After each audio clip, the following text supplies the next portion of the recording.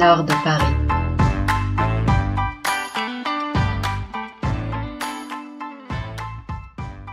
Avant, je faisais partie de ces garces qui jugeaient les mères. Je les voyais, je me disais, attends, la nana, tu m'étonnes que son mec regarde ailleurs, elle ne fait aucun effort. Elle ne fait plus aucun effort pour séduire son mari.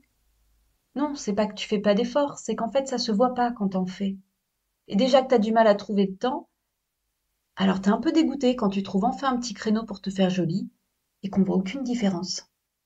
C'est comme passer une première couche sur un mur dégueulasse. Ça se voit pas alors que ça t'a demandé énormément d'efforts. Bah c'est pareil. En plus, toi t'as pas le temps de passer 2 ou 3 couches selon le nombre de merdes que t'as à camoufler. Alors du coup, tu restes dégueulasse aux yeux des autres. Et puis il y a le coup des fringues. Tu vois, moi je les jugeais, je me disais, non mais regarde là, elle s'habille comme un sac. Non, en fait c'est pas que tu fais exprès de t'habiller comme un sac. C'est qu'il n'y a que le sac qui te va une fois que t'as accouché. Et même 1 an et demi après l'accouchement.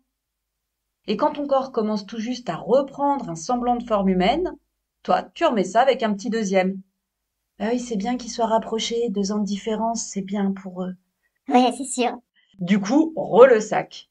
Et c'est pas le genre de petite tote bag trop chouchou ou le sac poubelle sexy où t'accroches une petite ficelle autour de la taille qui laisse apparaître tes longues jambes. Non, non, non. Non, parce que t'as plus de taille. Et tes jambes, elles sont plus longues, non. Elles sont lourdes, épaisses et poilues sous des bas de contention. Bon, pas toujours quand même. Mais parfois ça arrive, il faut pas en avoir honte. C'est plutôt le sac de course, genre tout droit, en carton recyclé, avec des taches de gras partout qui partent pas. Vous voyez? Le papier cartonné tout dur, voilà, c'est ça. Comme ça cache tout, quoi. Enfin, surtout toi. Et puis bah oui, c'est vrai que t'essaies plus de draguer ton mec, tu laisses ça aux autres. Plus par fatigue que par manque total de jalousie. Allez-y les filles, pas la peine de vous battre, il y en aura pour tout le monde. Moi je passe la main. Mais oui, parce que quand tu es dans cet état-là, tu ne te dis pas non mais attends, l'autre, elle drague mon mec? Elle se prend pour qui? Elle va voir qui je suis? Bah non, toi t'es plus rien, donc t'essayes même pas de te battre. Sinon tu vas t'en prendre une et tu vas rester scotché au sol, hein. Ou pire, elle osera même pas te toucher en te sortant le truc abominable. Non, dans ton état, je peux pas te faire ça.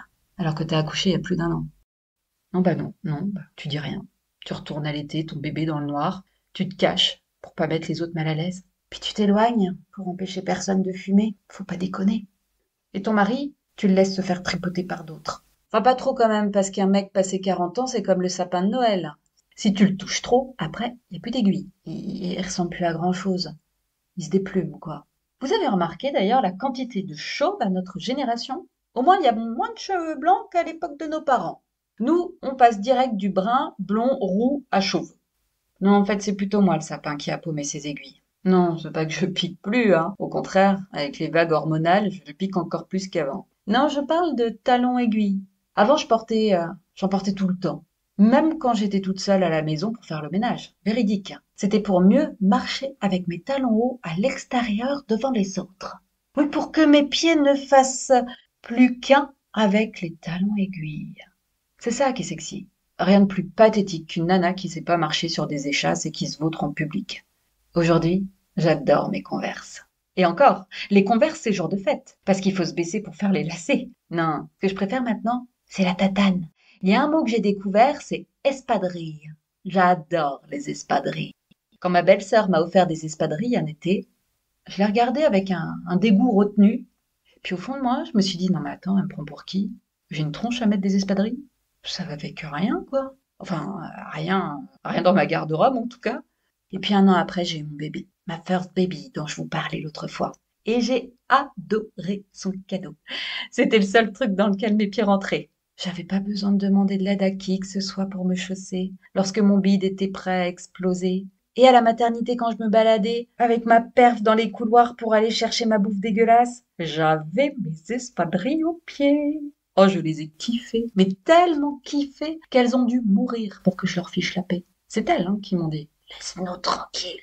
Laisse-nous mourir. On n'en peut plus. T'as pris 110 kilos, on n'en peut plus de te traîner partout. Alors évolue un peu, mais autre chose, bon sang. Alors j'ai mis la claquette. Ah, c'est cool la claquette. Tu retrouves un des plaisirs que t'avais quand tu portais des talons. Tu fais du bruit quand tu marches. La semaine prochaine, on se retrouve pour la suite de l'épisode.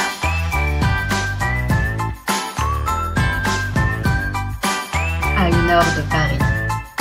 Le podcast.